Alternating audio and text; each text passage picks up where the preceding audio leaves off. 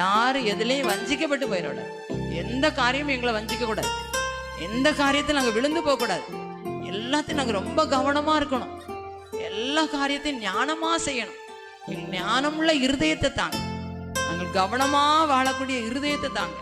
ரொம்ப கவனமாக அதிக ஜாக்கிரதையை நாங்கள் வாழ்ந்து எங்களையும் எங்களுடைய பிள்ளைகளையும் குடும்பத்தையும் எங்களுடைய தொழிலையும் எங்களுடைய பணிகளையும் நாங்கள் காப்பாற்றிக்கொள்ளணும்.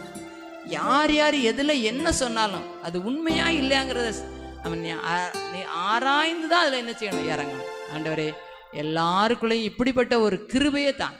இதுக்கு நமக்கு என்ன வேணும் தெரியுமா? ஞானம் மட்டும் இருந்தால் போதாது, ஞானத்தின் ஆவி வேணும். எங்களுக்கு எல்லாருக்கும் எது தவறு, எது சரி, எது உண்மை, எது போலி, எது எச்சரிக்கையாக இருக்கக்கூடிய எந்த காரியம் சொல்லி அவங்க வஞ்சிக்கிறாங்களா, நயவஞ்சகமாக